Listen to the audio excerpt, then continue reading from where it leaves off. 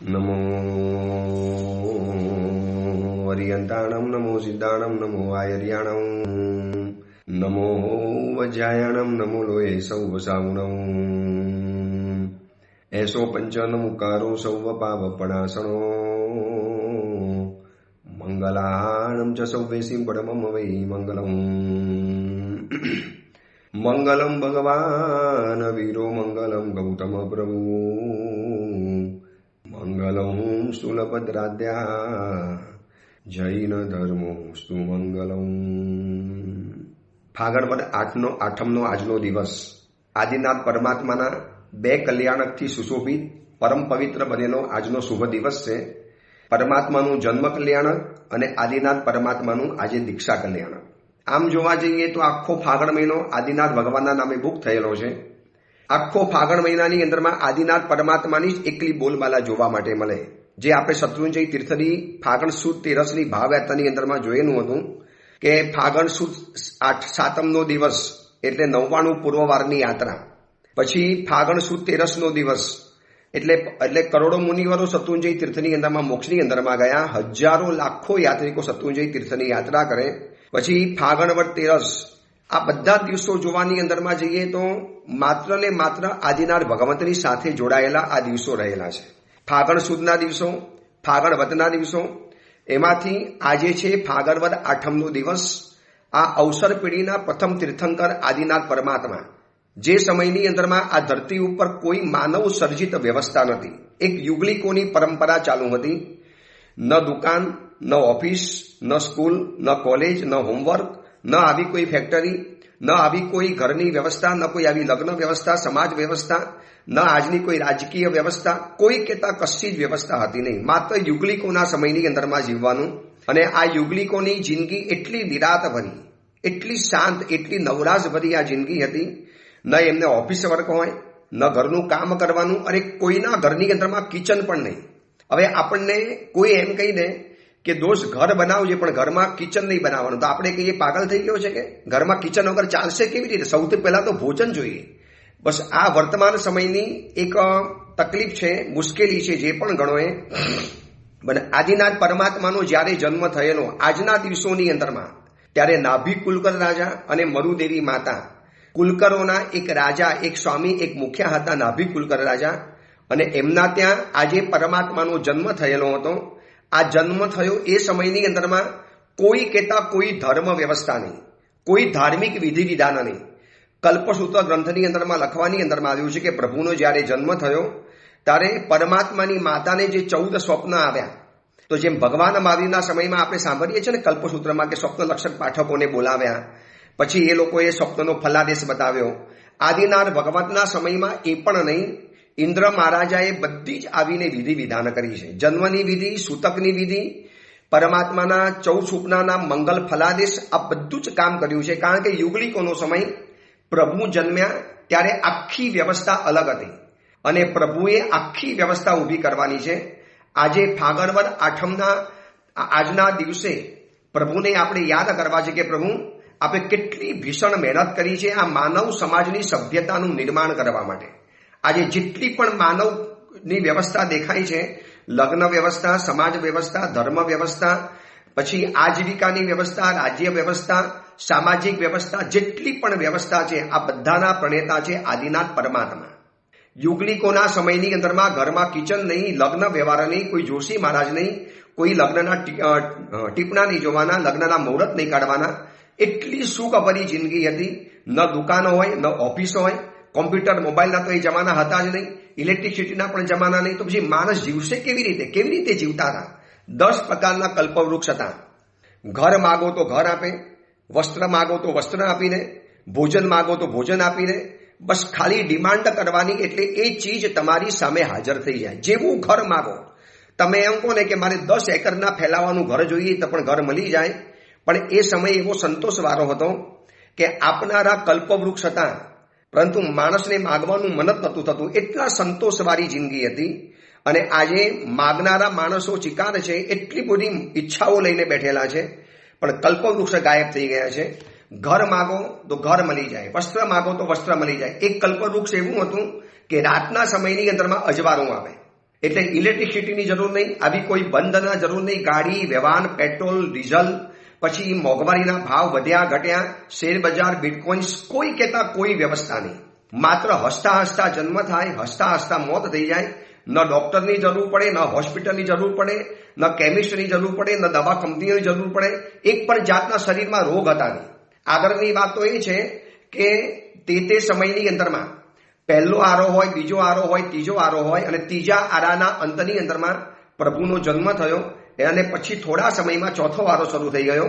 ત્યાં સુધીની અંદરમાં કોકને 2 દિવસે, 3 દિવસે, 4 દિવસે ભૂખ લાગે. એક વખત આજે ભોજન કર્યું એટલે 3 દિવસ સુધી એને ભોજન ખાવાની કોઈ જરૂર ન પડે. અને જે ત્રીજા ચોથા દિવસે ખાવાની ઈચ્છા થઈ, એક ભોજન આપનારા કલ્પવૃક્ષ છે એની પાસે જઈને ડિમાન્ડ કરી લે કે આજે મારે ભોજન વાપરવું છે. જે ઈચ્છા થાય એ ડિમાન્ડ કરવાની, એટલે એ સ્વાદ એના મોઢાની અંદરમાં આવી જાય, એ વસ્તુ એને પ્રાપ્ત થઈ જાય. કેટલી અદ્ભુત માનવ વ્યવસ્થા હતી. અને પ્રભુનો જન્મ આવા સમયની અંદરમાં થયેલો. આજનો ફાગણ વદ 8મનો દિવસ, આજે એક સાથે પ્રભુના 2 કલ્યાણક છે. અલગ અલગ સમયમાં થયેલા પ્રભુના 2 કલ્યાણકો, દિવસ એક જ પણ સાલ સંવંત અલગ અલગ. તો સૌથી પહેલા આપણે વિચારીએ પ્રભુનો જન્મ થયો. નાભી કુલકર રાજા અને મરુદેવી માતા એમની કુક્ષીની અંદરમાં આ અવસર પેઢીના પ્રથમ તીર્થંકર આદિમમ પૃથ્વીનાથ માદિમમ નિષ્પરિક્રમ, પહેલા પૃથ્વીનાથ, પહેલા તીર્થંકર, પહેલા સાધુ, પહેલી ધર્મ વ્યવસ્થાને કરનારા આ આદિનાથ પરમાત્મા હતા. અને પ્રભુનો જન્મ થયા પછી નાભી કુલકર રાજા હતા. બધી સુંદર મજાની વ્યવસ્થા કરતા હતા. થોડોક સમય ગયા પછી હવે સમય બદલાવાનો છે એટલે એના લક્ષણો આવવા મળ્યા. જેમ જેમ સમય બદલાતો ગયો, પહેલો આરો પૂરો થયો, બીજો આરો પૂરો થયો, ત્રીજો આરો લગભગ પરિપૂર્ણ થવાની અંદરમાં આવ્યો.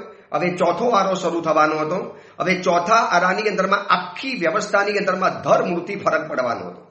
આ સુધીમાં જે 10 કલ્પવૃક્ષની જે વ્યવસ્થા હતી એ બધી ધીરે ધીરે જેમ કહેવાય ને કે મોબાઈલ હેંગ થઈ જાય તો પછી કેમ એમાં ડાઉનલોડ થવાનું કે અપલોડ થવાનું કે એમાંથી બધું બહાર આવવાનું જેમ થોડુંક લેટ થવા મળે.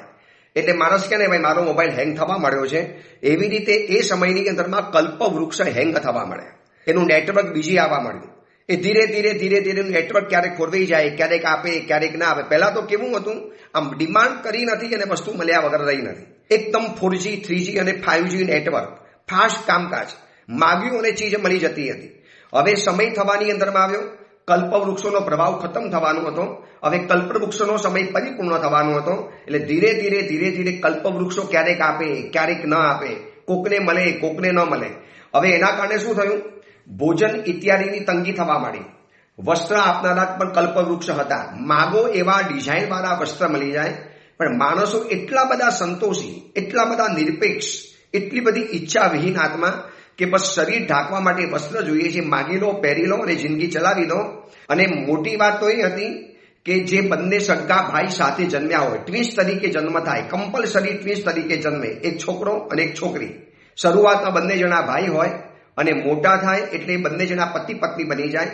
એમને વળી પાછો એક ટ્વિન્સ બાળકનો જન્મ થાય, દીકરા ને દીકરીનો. વળી પાછા બંને જણા ભાઈ બહેન જેવો વ્યવહાર શરૂ કરીને અને આમ બગાસું આવે, એક નાનકડી છીક આવે અને માણસ પરલોકમાં ચાલ્યો જાય. કોઈ આવા રોગ નહીં. આજે તો કેટલી બધી ભયંકર રોગોની પીડા છે. એકવાર આંટો મારી આવો હોસ્પિટલોમાં, ખબર પડે કેવી રોગોની ગટર ત્યાં ઉભરાય છે, જેના નામ પણ ન સાંભળી શક્યા હોય, જેની હજી સંશોધન નથી થયું, જેના લેબોરેટરીની અંદરમાં તપાસ કરનારા થાકી જાય, એવા અવનવા નામને ધારણ કરનારા રોગો રોજ નવા પેદા થતા જાય છે. જ્યારે એ સમયની અંદરમાં રોગ નહીં, ડોક્ટર નહીં, દવા નહીં, હોસ્પિટલ નહીં, ઓપરેશન નહીં, એને દવાને લગતા કોઈ સિસ્ટમ નહીં, કોઈ સાધન સામગ્રી નહીં, બિલકુલ સુંદર વ્યવસ્થા ચાલતી હતી. હવે આ વ્યવસ્થા ધીરે ધીરે તૂટવા માંડી, ખોરવા માંડી, હેંગ થવા માંડી. એટલે બધા યુગલિકો ભેગા થઈ. એમના જે કેપ્ટન તરીકે જે હતા, કોઈ રાજા વ્યવસ્થા હતી નહીં, કોઈ રાજા નહીં, પણ એક યુગલિકોનો મુખ્ય કેપ્ટન એમની પાસે આવ્યા. અને યુગલિકો આવીને કે નાભી કુલકર રાજાને કે સ્વામી, હવે તો આ કલ્પવૃક્ષો આપતા નથી, અમારામાં હવે ખેંચતાન થવા માંડી, છૂટમ જોટી થવા માંડી. ભાઈ મારી પાસે વસ્ત્ર નથી, તારી પાસે 4 એક્સ્ટ્રા છે, મને આપી દે. મારા ઘરમાં ભોજન નથી, તારી પાસે ભોજન છે, મને આપી દે. તો સાહેબ અમે કેવી રીતે આપીએ, અમારે પણ જરૂર પડે છે, અમે હવે માગવા જઈએ છીએ કલ્પવૃક્ષ પાસે, તો હવે જલ્દી ડિમાન્ડ પૂરી નથી કરતા.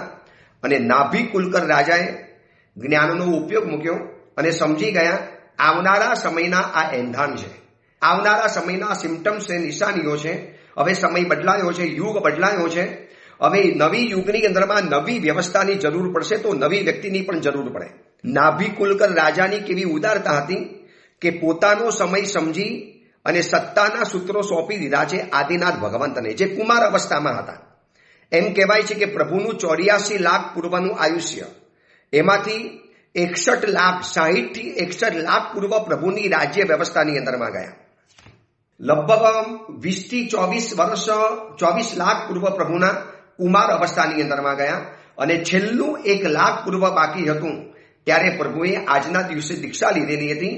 દીક્ષાની વાત તો પછી કરીશું, વર્ષી તપની વાત તો પછી કરીશું, પ્રભુને આજથી જે શરૂ થયેલો વર્ષી તપ છે એની વાત તો પછી કરીશું. પણ પ્રભુએ રાજ્ય વ્યવસ્થાની અંદરમાં 83 લાખ પૂર્વ પ્રભુએ જે પસાર કરેલા છે એમાંથી કુમાર અવસ્થાના વર્ષો કાઢી લો, બાકીના 60 થી 61 લાખ પૂર્વ આ બધી જ પરમાત્માએ વિશ્વની વ્યવસ્થાની માટે સમય ગુજાર્યો છે. પ્રભુ વિચારી શકતા હતા હું મારું આત્મકલ્યાણ ન કરી દઉં, દુનિયાનું જે થવું એ થાય. પ્રભુ સમજતા હતા કે હું માનવ સમાજનો પ્રતિનિધિ છું, તો મારે પહેલી જવાબદારી છે કે માનવ સમાજની સભ્યતાના મારે સંસ્કાર ઘડવા પડશે. આજે બધી જ નીતિઓ, બધી જ વ્યવસ્થા, આજે જે પણ કાંઈ દુનિયાની અંદરમાં કલા દેખાય છે, હુનર દેખાય છે, વ્યવસ્થાઓ દેખાય છે, જે પણ રાજકીય પરંપરાઓ દેખાય છે, આ બધાના મૂળ પ્રણેતા હતા દાદા આદિનાથ. એટલે ખબર છે વારે વાર ગુજરાતીમાં કહેવાય છે બાબા આદમ સે ચલે આતે. આ બાબા આદમ એટલે આદિનાથ ભગવંત. આજે વેદ પુરાણોના એક પણ ગ્રંથ એવા નથી કે જેમાં આદિનાથ ભગવંતનો ઉલ્લેખ ન હોય. આ બાબા આદમ સે ચલા હતા એટલે કહેવાય છે ને ભાઈ કહાં સે રિવાજ શરૂ હુઆ? અરે બાબા આદમ સે રિવાજ ચલા હતા. બાબા આદમ એટલે આદિનાથ ભગવંત, આદમ એટલે આદિનાથ ભગવંતથી આ રિવાજો ચાલી આવેલા છે.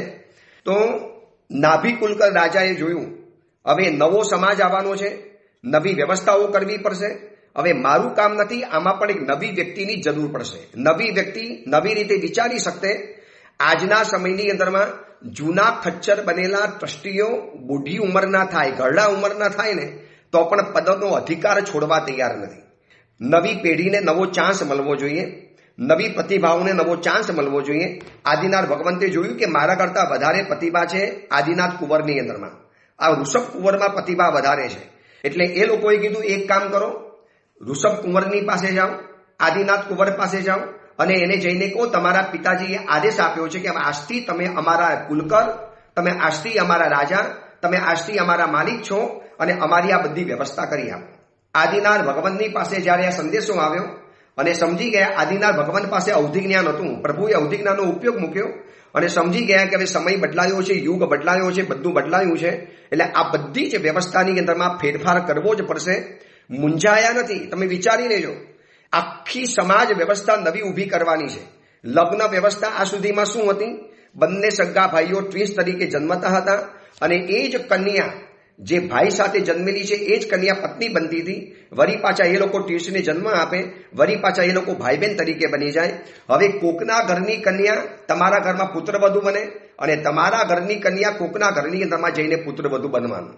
હવે આ બધા જ નીતિ નિયમ સમાજને કેમ શીખવાડવા? આ પ્રતિભા આદિનાથ ભગવંતની પાસે હતી. આજે સમાજના નેતાઓને, જેને નેતા બનવું છે, ટ્રસ્ટી બનવું છે, આગેવાન બનવું છે, કોઈ પણ જગ્યાએ જેને આગળ વધીને કામ કરવું છે, એના માટે આદર્શ તરીકે હોય તો આદિનાથ ભગવંત બિલકુલ ઝીરો વ્યવસ્થા હતી, શૂન્યમાંથી સર્જન કરવાનું હતું. તમે વિચારી લો ને, 10 કલ્પવૃક્ષ હતા એટલે કોઈને ભણવાની જરૂર નહીં, કોઈને સ્કૂલમાં જવાની જરૂર નહીં, કોઈને કલાઓ શીખવાની જરૂર નહીં, બધું જ ઘેર બેઠા મળતું હતું. પછી માણસને શીખવાની જરૂર શું હતી?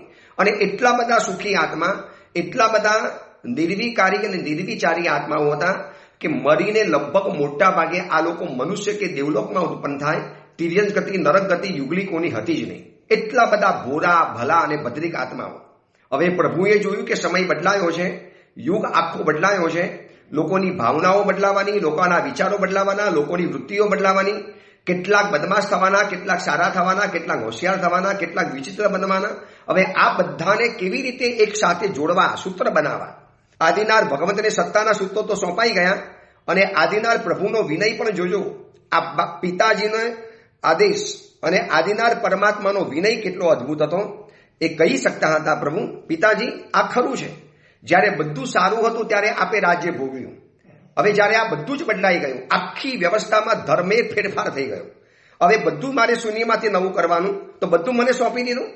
એટલે જ્યારે બધી મહેનત કરવાની, બધી માથાચીક કરવાની, લો આ વાત સારી છે કે જ્યાં સુધી સારું હતું ત્યાં સુધી બધું તમે કર્યું. હવે જ્યારે ઘર નથી, બાર નથી, પરિવાર નથી, વ્યવસ્થા નથી, કોઈ તંત્ર નથી, કોઈ ચેતના, કોઈ પણ જાતના પરંપરા નથી મળતી, ત્યારે બધું જ કરવાનું. પણ એક પિતાજીનો આદેશ, પિતાજીએ કીધું છે કે સમાજ વ્યવસ્થા હવે નવો રાજકુંવર કરશે. અમારા જમાના વીતી ગયા, અમારો સમય બદલાઈ ગયો. તમે વિચારી લેજો કે રાજ્ય વ્યવસ્થા કુમાર અવસ્થાની અંદરમાં આદિનાથ ભગવાન કેટલા નિશ્ચિંત હતા. લગભગ 83 લાખ પૂર્વમાંથી 1 લાખ પૂર્વ આપણે સંસારમાં ગયા, એટલે 83 લાખ પૂર્વ ગયા. એમાંથી 61 લાખ પૂર્વ પ્રભુએ સંસાર માટે ફાળવ્યા છે.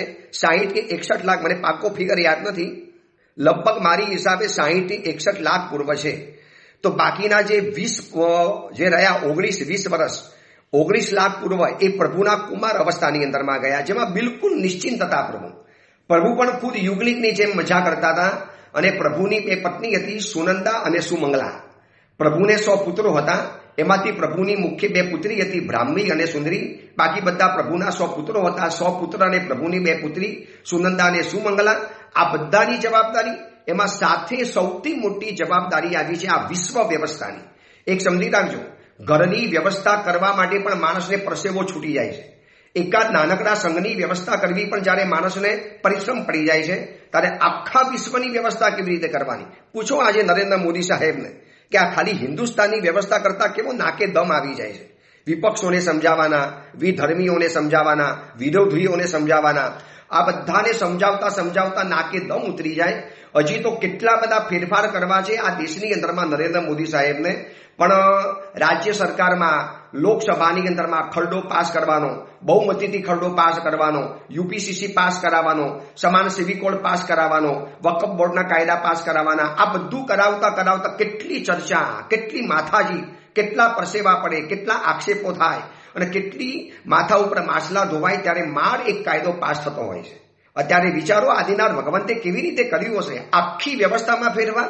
શું કોઈ વિરોધ કરવાના આવી? પ્રભુ આવી નવી વ્યવસ્થા તમે કેવી રીતે લઈ આવ્યા? કોકના ઘરની કન્યાને અમારે પુત્ર વધુ બનાવવાની, અને અમારી કન્યા કોકના ઘરની અંદરમાં જાય. અમારી કન્યાનું શું, અમારી એ દીકરીનું ત્યાં જઈને શું થઈ શકે? પણ પ્રભુનું પુણ્ય, પ્રભુની આવડત, પ્રભુની પ્રતિભા. આજે પ્રભુનું દીક્ષા કલ્યાણક છે. એની પહેલા પ્રભુને આપણે ધન્યવાદ દેવું પડશે. પ્રભુ, આપે દીક્ષા લેતા પહેલા આ સમાજ વ્યવસ્થા ન કરી હોત તો પ્રભુ આજે આ સમાજ ક્યાં જાત? આ સમાજની અંદરમાં દુરાચાર, અનાચારના અખાડા ફેલાઈ ગયા હોત. આજે આટલી વ્યવસ્થા છે, કાયદા કાનૂન છે, તો પણ વ્યભિચાર, દુરાચાર, અનાચાર 2 રોકટોક દેખાતો હોય છે. તો માનો આ સમાજ વ્યવસ્થાનું બંધન જ ન હોત, આ પતિ પત્નીના સંબંધો, ભાઈ ભાઈના સંબંધો, દીકરા દીકરાના સંબંધો, બાપ બેટાના સંબંધો, ગુરુ શિષ્યના સંબંધો, આ બધા જો સંબંધ ન હોત ને વ્યવસ્થા ન હોત, કેટલી મોટી અનાચારની એક આગ ફાટી નીકળત. પણ પ્રભુને ધન્યવાદ આપવા પડશે. પ્રભુએ દીક્ષા લીધી એની પહેલા, આજે પ્રભુની દીક્ષા થઈ છે ફાગણ વદ 8મનો દિવસ. એની પહેલા 83 લાખ પૂર્વ સ્તવનમાં બોલીએ છીએ ને, 83 લાખ પૂર્વ ઘરવાસે વસિયા પરિકર યુક્તાજી. આખા પરિવાર સાથે પ્રભુને શ્વાસ લેવાનો સમય નથી મળ્યો. એકવાર વાંચી લેજો આદિનાથ ચરિત્ર, મેં તો વારંવાર વાંચેલું છે. પ્રભુને શ્વાસ લેવાનો સમય નથી મળતો. જાત જાતની ફરિયાદો આવે, કારણ કે બધું જ નવું ઊભું કરવાનું. કલ્પવૃક્ષોએ તો મકાન, વસ્ત્ર, ભોજન બધું જ આપવાનું બંધ કરી દીધું. હવે માણસને રહેવા માટે મકાન કયું? એ સમયમાં કડિયા વ્યવસ્થા નહીં, કોઈ સમયનીમાં કોલેજ નહીં, કોઈ એન્જિનિયર ભણેલું નહીં, કોઈ આર્કિટેક્ટ નહીં, કોઈ ડિઝાઇનર નહીં, કોઈ સોમપુરા નહીં, કોઈ કડિયા કામ કરનારા મળે નહીં, સિમેન્ટ નહીં, ઈટ નહીં, પથ્થર નહીં, ચૂનો નહીં. આ બધું મકાન કેવી રીતે બનાવવાનું? આ બધી શોધખોળ પ્રભુ આદિનાથે કરી છે. આ દુનિયાના મહાન વૈજ્ઞાનિક હોય, દુનિયાના મોટા સાયન્ટિસ્ટ હોય, દુનિયાના મોટી સમાજ સુધારક કોઈ હોય તો આપણા આદિનાથ ભગવંત છે. આજે આદિનાથ ભગવંતની પાસે જઈને પ્રભુને કહેજો, પ્રભુ આપે દીક્ષા લેતા પહેલા સમાજનો કેટલો મોટો વિચાર કર્યો. માનો સમાજે રેઢો મૂકી દીધો હતો, સમાજનું જાણે, મારે શું લેવા રહેવું, તો મારું ખાલી આત્મકલ્યાણ ન કરેલું. આત્મકલ્યાણ કરવાની છૂટ છે, પછી આગેવાને આત્મકલ્યાણ પછી કરવાનું છે. પહેલા સમાજ કલ્યાણ પહેલા કરવાનું, પહેલા ઘરની વ્યવસ્થા કરવાની, પહેલા તમારે સમાજની વ્યવસ્થા કરવાની, પરિવારોની વ્યવસ્થા કરવાની.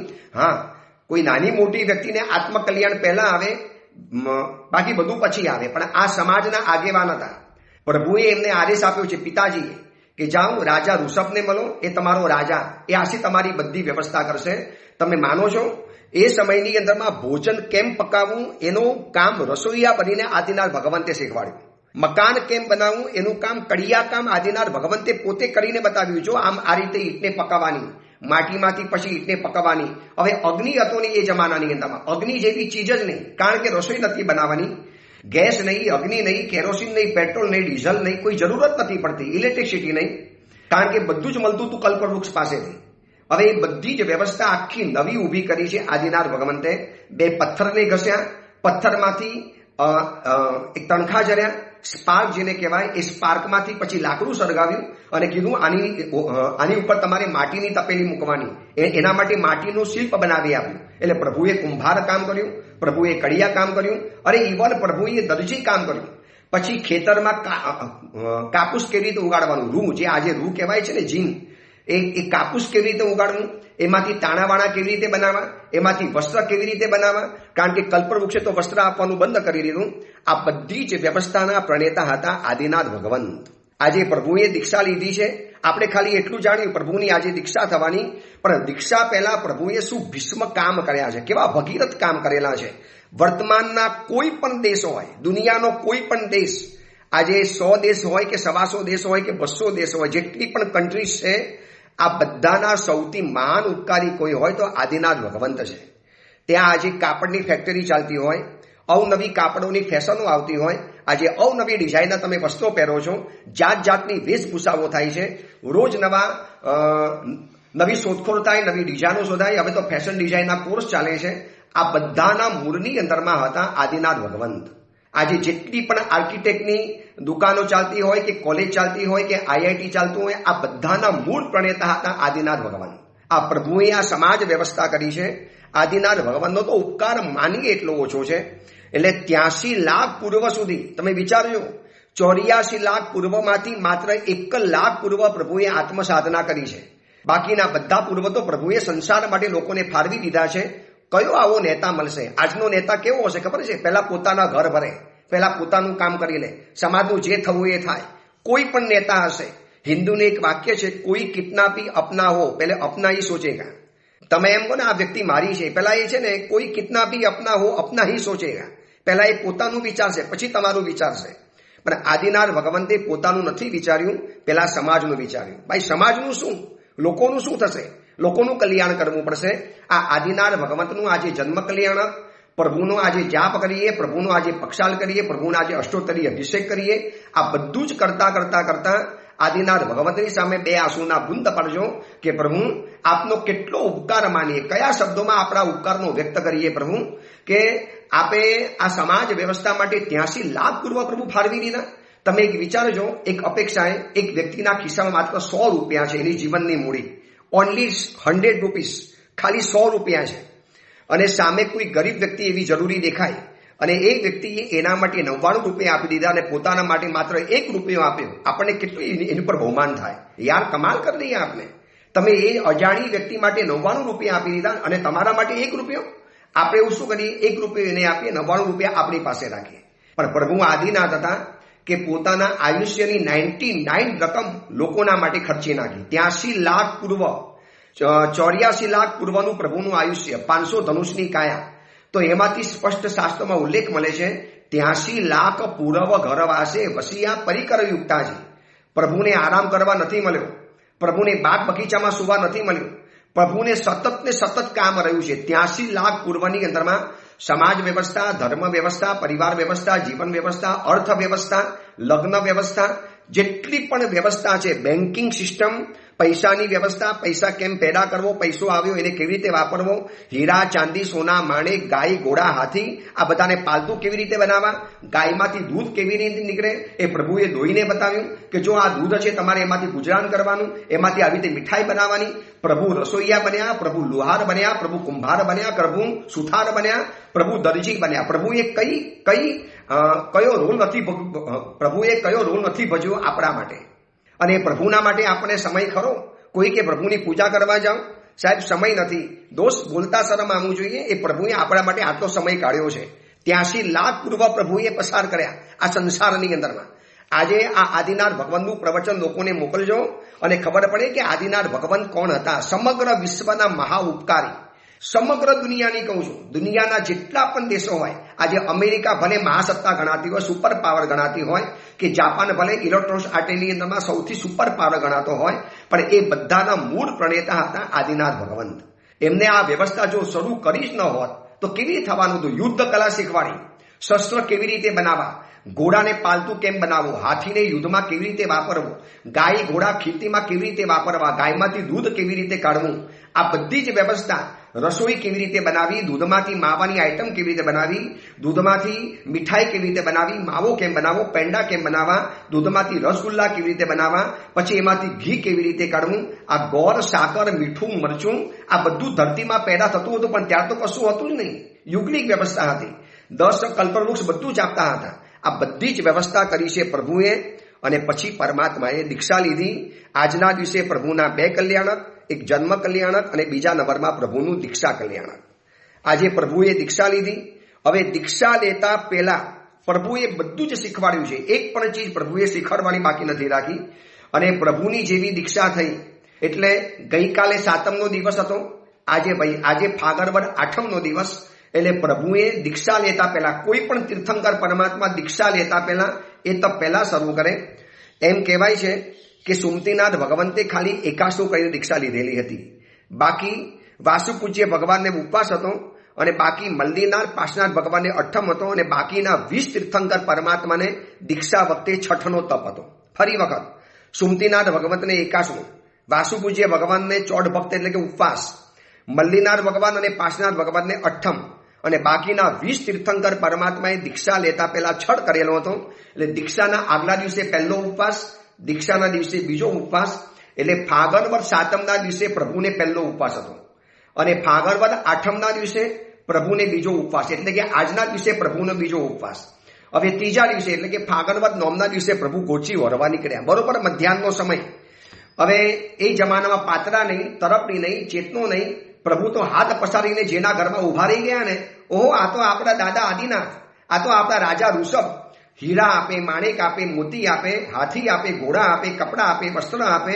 અરે કોઈ કન્યા આપે, લો કન્યા લઈ જાઓ. પ્રભુ કે મારે આ કશું ના જોઈએ. પ્રભુ બોલતા નથી. કેમ? પ્રભુએ આ શીખવાડ્યું કેમ નહીં? આજના દિવસથી આપણે વર્ષી તપ શરૂ કરીશું. આજે હજારો લોકો આજે હિન્દુસ્તાનમાં વર્ષી તપ શરૂ કરવાના. કેટલાક લોકોએ ગઈકાલથી શરૂ કર્યો હશે, કેટલાક લોકોએ આજથી શરૂ કર્યો હશે. મેં પણ આ સુધીની અંદરમાં 10 જગ્યામાં વર્ષી તપ શરૂ કરાવેલા હતા, સામૂહિક રીતે, બહુ મોટા પાયે. નવસારી, ગંડેવી, વાપીમાં 2 વખત કરાવ્યા, સુરતમાં સહેલાવાડીની અંદરમાં કરાવ્યા, સંજાણમાં કરાવ્યા, ઉમરગામમાં કરાવ્યા, મુંબઈ વગેરે. તો આજથી હજારો લોકો વર્ષી તપ શરૂ કરવાના. તો એક વાત સમજી રાખજો, આપણો વર્ષી તપ પ્રભુનો, આપણે વર્ષી તપ કર્યો ગણાય અને પ્રભુનો વર્ષી તપ થયો ગણાય. પ્રભુને કોઈ વર્ષી તપ કરવાના પ્લાન નતા. આપણને તો ખબર છે કે ફાગણવદ 8મે શરૂ થશે, 2025ની ફાગણવદ 8મે શરૂ થવાનો. તો ઈસવીસન 2026ની જ્યારે વૈશાખ મહિનો આવશે ત્યારે મારું પારણું 100% થવાનું છે. આ ફિક્સ છે, ખબર છે આપણને. શું પ્રભુને ખબર હતી કે આજે મારે પહેલો ઉપવાસ છે, પછી બીજો ઉપવાસ, અને ગોચી વરવા જઈશ, ઘરની અંદરમાં ફરીશ? લોકોને ખબર જ નથી. હવે આપણને એમ થાય કે પ્રભુએ જ્યારે બધું જ શીખવાડ્યું તો પ્રભુએ આ કેમ ન શીખવાડ્યું કે ગોચી કેવી રીતે વરાવી, આમ કેવી રીતે કરવું? યાદ રાખજો, પ્રભુ કહે છે સમાજ કલ્યાણ કરવા માટેની જવાબદારી મારી હતી. મારું પોતાનું મારે નહીં શીખવાડવાનું, એ તો મારું પોતાનું જ્યારે કર્મ ક્ષય પામશે ત્યારે શીખવાડીશ. શું પ્રભુનું સત્વ હશે? પહેલા તો આપણે તો છે ને, પહેલા આપણી વ્યવસ્થા કરી લઈએ. પહેલા હું સિક્યોર થઈ જાઉં, મારી વ્યવસ્થા થઈ જવી જોઈએ, પછી બીજાની વ્યવસ્થા કરવા જાઉં. પણ પ્રભુએ દુનિયાની વ્યવસ્થા કરી, સમાજની વ્યવસ્થા કરી, વિશ્વ વ્યવસ્થા કરી, અને પોતાનું પ્રભુએ પછી વિચાર્યું. હવે પ્રભુ તો વરવા તો ગયા, ઘરની અંદરમાં ગયા. લોકો ગોચરી ન વરાવે. એ સમયની અંદરમાં અન્નદાન દેવું એટલે અપમાન ગણાતું હતું. હવે આટલું મોટી વ્યક્તિ, જેનો દીકરો ભરત ચક્રવર્તી છે, હવે એના ઘરે આટલું બધું જમવાનું મળતું, અમારે જમવાનું અપાતું હશે? આ તો આપણા રાજા, આપણા પિતાજી જે પરમ પિતા છે, એને કે આવી વસ્તુ અપાય? હીરા, માણેક, મોતી, સુંદર વસ્ત્રો. પ્રભુ તો બધું છોડીને નીકળ્યા. પ્રભુને આ જરૂર હતી જ નહીં. પ્રભુને જે જરૂર હતી કોઈ આપતું નહોતું, અને જે આપતા હતા એ બધું પ્રભુને કોઈ જરૂર હતી નહીં. પ્રભુ પાછા વળી જાય. એક ભવમાં બાંધેલા અંતરાયના કારણે આવા 1 દિવસ નહીં, 2 દિવસ નહીં, આવા પ્રભુના 420 દિવસ ગયા છે. 420 દિવસ. શું પ્રભુની ધીરજ હશે? શું પ્રભુનું સત્વ હશે? શું પ્રભુ ક્યારે અકરાયા નહીં હોય? આ સમજતા નથી લોકોમાં આટલી પણ અક્કલ નથી પડતી કે હું વારંવાર એના ઘરમાં જતો શેના આપણે જતો હોઈશ, રોજ ના પાડું છું છતાં રોજ એની વસ્તુ મને આપે છે, હાથી ઘોડા હીરા માણેક. સમજતા નથી કે મને પેટમાં ભોજન જોઈએ છે. કોઈ અકરામણ નહીં. શું પ્રભુની ધીરજની સાધના હશે. એટલે પ્રભુ આપણે વર્ષી તપ કર્યો ગણાય અને પ્રભુનો વર્ષી તપ થયેલો ગણાય છે. આપણો વર્ષી તપ કરેલો છે આપણે ત્યાં બધું પ્રી પ્લાન સાથે. અને એક વાર સમજી રાખજો, આપણે વર્ષી તપ જ્યારે કરીએ છીએ ને ત્યારથી પારણાનો દિવસ ફિક્સ છે, પારણાનું સ્થળ ફિક્સ છે, પારણાનું દ્રવ્ય પણ ફિક્સ છે. બધું આપણને ખબર છે. શું આદિનાથ ભગવાનને ખબર હતી કે મારું આ 420 દિવસ પછી વૈશાખ સુદ ત્રીજનો દિવસ આવશે, એ દિવસે શ્રેયાંશ કુમાર જન્મશે, એ દિવસે મને ઇક્ષુરસ વરાવશે? કશી જ ખબર હતી નહીં. આગોતરા આયોજન વગરની સાધના. પ્રભુની આ સાધના એટલે કોઈ આગોતરું આયોજન નથી. આપણે તો બધી પહેલેથી વ્યવસ્થા કરી લઈએ. સાચું કહેજો, વર્ષી તપ આજે શરૂ કર્યો હોય, તમે વર્ષી તપ શરૂ કર્યો અને કોકના મહેમાનના ઘરે જવાનું હોય તો આપણે મહેમાનને કહી રાખીએ ને, ભાઈ કાલે આવું છું, જરા બેસનું છે તો જરા આટલી આઈટમ બનાવી રાખજો. અથવા તો ઓલો સામેથી પૂછે, સાહેબ તમને વર્ષી તપ ચાલે, શું બનાવું? પછી આપણે કહીએ જો મને આ વસ્તુ અનુકૂળ પડશે. આદિનાથ ભગવંતનો વર્ષી તપ એટલે આગોતરા આયોજન વગરની સાધના. આપણે એવી સાધના કરી શકીએ? અરે સંવત્સરી પતિક્રમણ કરવા પર જવું હોય ને તો 2 કલાક પહેલેથી આપણે જગ્યા બુકિંગ કરાવી દઈએ. આ હવાવાળી જગ્યા, આ ટેકાવાળી જગ્યા, આ જગ્યા મને વધારે ફાવશે. યાર ક્યારેક અચાનક સાધના કરો, કોઈ પણ આગોતરું આયોજન નહીં, ગમે ત્યારે ચાલી જાઓ. બધી વ્યવસ્થા નસીબમાં હશે તો બધી જ વ્યવસ્થા થઈ જવાની. આ આદિનાથ ભગવંતની આરાધના એટલે આગોતરા આયોજન વગરની આરાધના. આપણે વર્ષી તપ કરીએ છીએ ને, કેટલી બધી વ્યવસ્થાઓ છે. નાણ મંડાય, એના ફોર્મ છપાય, એના પાસ લેવાના, પછી આપણને ગળાવો પહેરવાનો પાસ ને બિલ્લો આપે. બીજા દિવસે વળી પાછું બેસણું કરવા જઈએ, એમાં આગલા દિવસે વોટ્સઅપના ગ્રુપની અંદરમાં રોજનું મેનુ આવી જાય. આજનું આ મેનુ છે, આવતીકાલે આ વસ્તુ બનવાની છે, અને આપણે મનમાં નક્કી કરીએ કે આવતીકાલે આ છે ને આપણે તો આજ પહેલા વાપરીશું. શું પ્રભુની પાસે આ કોઈ વ્યવસ્થા હતી? અરે પ્રભુને એ પણ ખબર નથી કે આજે મને ગોચી મળશે કે નહીં મળે. રોજ પરમાત્મા એકાસનાનું પચકાણ કરીને જાય છે અને પ્રભુ રોજ ખાલી હાથે પાછા આવે છે. આવું એકાદ દિવસ નહીં. સાચું કહેજો, એક જગ્યાએ વર્ષી તપનું આયોજન થયું હોય, સામૂહિક વર્ષી તપ હોય, 300 વર્ષી તપ હોય, અને એમાં 10મા દિવસે તમે જ્યારે બેસણું કરવા માટે ગયા અને ત્યાં એક બોર્ડ લખેલું હોય, બસ આજે આપણે આદિનાથ ભગવંતનો વર્ષી તપ કરીએ છીએ ને તો આજે પણ આપણે આદિનાથ ભગવંત જેવું જ કરવું છે.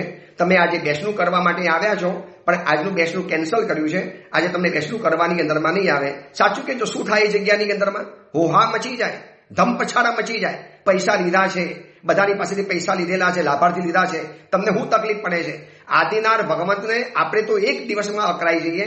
આદિનાથ ભગવંતને એક દિવસ નહીં, 420 દિવસ, 413 દિવસ પ્રભુનો આ વર્ષી તપ ચાલ્યો. 450 દિવસ છે, એટલે 450 વર્ષની ઘોર સાધના. કોઈ પણ જાતનું આયોજન નહીં. અરે પ્રભુએ અવધિજ્ઞાનો ઉપયોગ પણ નથી મૂક્યો. પ્રભુની વર્ષી તપના વિશ્વમાં આજે લટાર મારવી છે. પ્રભુ શું તમારો વર્ષી તપ, અને પ્રભુ ક્યાં અમારો ફુલ્લી વ્યવસ્થાવાળો વર્ષી તપ. અને પ્રભુ આપનું કોઈ પણ આગોતરા આયોજન વગરનો વર્ષી તપ. કોઈના પણ ઘરમાં જવાનું, કોઈના પણ ઘરે જઈને પ્રભુ ધર્મલા કોઈને ઉભા રહી જાય, અને જેના પણ ઘરમાં જાય બધા ખુશ થાય. આપણા તો દાદા આવ્યા, આપણા પ્રપિતામહ આવ્યા, આપણા તો રાજપિતામહ આવ્યા. એટલે જાત જાતની વસ્તુઓ કાઢે. ભોજન સિવાયની બધી જ વસ્તુઓ 413 દિવસ સુધી પ્રભુને આપી છે. પણ પ્રભુ બિલકુલ અકરાયા નથી. એમ નહીં, પ્રભુએ અવધિજ્ઞાનો ઉપયોગ નથી મૂક્યો. પ્રભુને ખેદ પણ નથી થયો. કેમ મેં લોકોને શીખવાડ્યું નહીં? આના કરતા શીખવાડી દીધું તો સારું થાત ને, કે આવું દીક્ષા લઈશ, આવી રીતે તમારા ઘરે આવીશ તો આવી રીતે તમારે મને ગોચી પાણી વરાવવાની. પ્રભુ કે આવું આગોતરું આયોજન સાધનામાં ન હોય. સાધના હંમેશા અજાણી રીતે કરવાની, એકાંતમાં કરવાની, ગમે તારે કરવાની, કોઈ પણ રીતે કરવાની. પહેલેથી આગોતરું આયોજન નહીં. બસ જે મળશે એ મળશે, જે મારા નસીબની અંદરમાં હશે. અને 450 વર્ષની આ ઘોર સાધનાનો અંત થયો છે. વૈશાખ સુદ ત્રીજના દિવસે એ તો શ્રેયાંશ કુમાર આવ્યા, પ્રભુને વરાવ્યું અને પ્રભુને પાણું થઈ ગયું. એ શરૂઆત થઈ હતી આજના આ પ્રભુના દીક્ષા દિવસના દિવસે. કેટલી સંવેદના આજે પેદા થાય આદિનાથ ભગવાનના દિવસને જોઈને, કે પ્રભુ આપે સંસારીપણામાં પણ કમાલ કરી, 83 લાખ પૂર્વ લોકોના માટે વાપરી દીધા.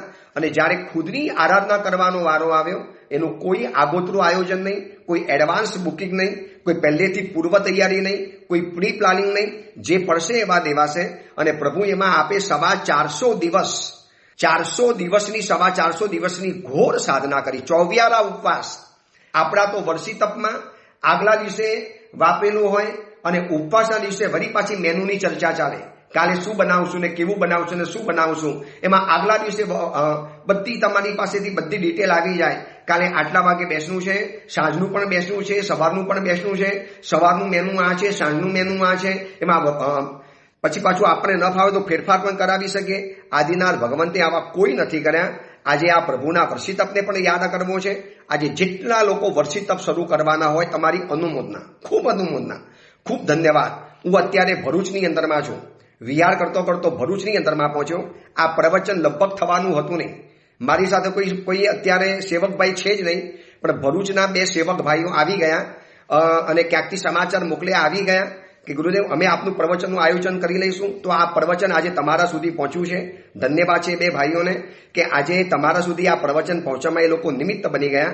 તો અને છે ને મેં પણ વિચારેલું હતું કોઈ આગોતરું આયોજન નહીં, પ્રવચન કરવું તે ઈચ્છા હતી કે આટલો મોટો દિવસ છે, લાખો લોકો, લગભગ 2 લાખથી વધુ લોકો આ ઓડિયો પ્રવચન સાંભળે છે. એ લોકોને પ્રવચન રહી જશે. ખાલી એક મનમાં વિચારણા કરેલી હતી. પેટલાદને હેનલભાઈને કીધું ભાઈ ભરૂચમાં છું, કોઈ 2 સેવક ભાઈને કહી દો કે આવી જાય. જેવો ફોન ગયો બંને ભાઈઓ આવી ગયા અને આ સરસ મજાનું પ્રવચન થઈ ગયું. આજે આદિનાથ ભગવંતનું જેટલા લોકો પણ વર્ષી તપ કરવાના છે, આજે હું ભરૂચની અંદરમાં છું ને, તો ભરૂચમાં પણ મુનિસુવર ભગવંતો છે. એની બાજુની અંદરમાં જ પ્રાચીન દેવાદિદેવ આદિનાથ પરમાત્માનું અદ્ભુત પ્રતિમા છે. અદ્ભુત નયનરમ્ય જીનબિંબ છે, જોતાની સાથે દિલ ઠરી જાય. એમાં આજે સવારના જ એક સાધ્વીજી ભગવાન પધાર્યા, મોટી ઉંમરના સાધ્વીજી ભગવાન.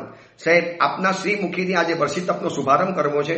સાંભળ્યું છે કે આપ ઘણી જગ્યાએ વર્ષી તપ કરાવો છો, તો આજે મને એકલીને શરૂ કરાવડાવો. એક જ સાધ્વીજી ભગવતને આજે વર્ષી તપનું પચકાણ આપ્યું. આજે હજારો લોકો વર્ષી તપ કરવાના, પણ એ વર્ષી તપ કરનારને કહેવાનું કે એકાદ દિવસ આવો ગોઠવજો, આયોજન વગરની આરાધના, કોઈ પ્રી પ્લાનિંગ નહીં, કોઈ એડવાન્સ તૈયારી નહીં, કોઈ એડવાન્સ કોઈને કહેવાનું નહીં. કોઈ પૂછે ને ભાઈ કાલે મારા ઘરે જમવા માટે શું બનાવવાનું, ભાઈ તમને જે ઠીક લાગે એ બનાવજો. કોઈ પહેલેથી મેનુ નહીં આપવાનું, કોઈ પ્લાન નહીં બનાવવાનો. જેવું થશે એવું થઈ જશે. એકાદ દિવસ તો આપણે આવું કરીએ આદિનાથ ભગવંતના નામે. તો આજે ફાગણ 8મનો આજનો દિવસ, પ્રભુના 2 કલ્યાણક વર્ષી તપનો શુભારંભનો દિવસ. મન થાય આ પ્રવચન ન સાંભળ્યું હોય, નૌકાશી ન કરી હોય, પાણી વગેરે ન પીધું હોય ને મન થાય તો વર્ષી તપ શરૂ કરી શકો છો. અથવા તો એકાદ ઉપવાસ, પ્રભુ આપે 413 ઉપવાસ કર્યા આજના દિવસે. પ્રભુ હું એક ઉપવાસ નહીં કરી શકું? જે પણ અનુકૂળતા પડે. આજે આદિનાથ પરમાત્માનો જાપ કરવાનો, દીક્ષા અંગેનો જાપ. આજે પ્રભુનો જન્મ થયો માટે ઓમ રીમ અરહમશ્રી આદિનાથાય નાથાય નમઃ. અને પ્રભુની આજે દીક્ષા થઈ. ઓમ રીમ અરહમશ્રી આજે દીક્ષાના નિમિત્તે ઓમ રીમ અરહમશ્રી આદિનાથાય નાથાય નમઃ. અને પ્રભુની જન્મ કલ્યાણકનો પણ જાપ કરવાનો. અને જન્મ અને દીક્ષા કલ્યાણકનો જાપ કરી પ્રભુની પાસે એટલી વિનંતી કરી કે પ્રભુ અમને પણ આપના જેવા ગુણો, આપના જેવી પ્રતિભા, આ સમાજ વ્યવસ્થા કરવાની તાકાત, આપનું જે પ્રચંડ પુણ્ય, એક પણ જગ્યાએથી વિરોધ નથી આવ્યો. એક પણ જગ્યાએથી પ્રભુની વ્યવસ્થાની અંદરમાં કોઈએ સામે પડકાર નથી ફેંક્યો. પ્રભુએ જે બધી વ્યવસ્થા કરી, આખી વ્યવસ્થા કરતા પ્રભુને 61 લાખ પૂર્વ ગયા છે. રાજ્ય વ્યવસ્થામાં કુમાર અવસ્થાની અંદરમાં 19-20 લાખ પૂર્વ ગયા અને સંયમ જીવનની અંદરમાં 1 લાખ પૂર્વ ગયા. આ પ્રભુની જિંદગી, 100 પુત્રો, બ્રાહ્મી અને સુંદરી. બ્રાહ્મીને બ્રાહ્મી લિપિ શીખવાડી. એમાંથી આ બધી લિપિ જે આજે જેટલી ભાષાઓ છે ને બધી બ્રાહ્મી લિપિમાંથી ઉત્પન્ન થઈ, બ્રાહ્મી દ્વારા. અને જેટલી પણ કલાઓ છે શીખવાડી છે સુંદરીને. પુરુષોની 72 કલા, સ્ત્રીઓની 64 કલા. આ બધી જ કલાઓના પ્રણેતા દાદા આદિનાથ ભગવાન. આજે પ્રભુને આપણે વારંવાર યાદ કરીએ, એ પ્રભુનો ઉપકાર માનીએ. જ્યાં પણ આદિનાથ ભગવંત આજે હોય, ખાસ પ્રભુના દર્શન કરવા જજો. પ્રભુ આજે આપનું જન્મ કલ્યાણક, દીક્ષા કલ્યાણક છે. અને ખાસ તો આપનો જે ઉપકાર છે, અનરાધાર ઉપકાર છે આ સમાજ ઉપર, આ વિશ્વ ઉપર. પ્રભુ એના કેટલા વખાણ કરીએ, કેટલું વર્ણન કરીએ. બસ એ ભાવ સાથે આજે આદિનાથ ભગવંતની જાપ કરવાનો, આરાધના કરવાની, પૂજા વગેરે કરવાની. અને મન થાય તો વર્ષી તપ શરૂ કરવાનું. અને જે લોકોએ વર્ષી તપ શરૂ કર્યો છે એમને કહેવાનું કે આદિનાથ ભગવાન જેવો વર્ષી તપ કરવાનો. એ જ મંગલ કામના, મંગલ ભાવના. જીનાગના વિરુદ્ધ કાંઈ પણ બોલાયું હોય તો મિચ્છામી દુક્કડમ.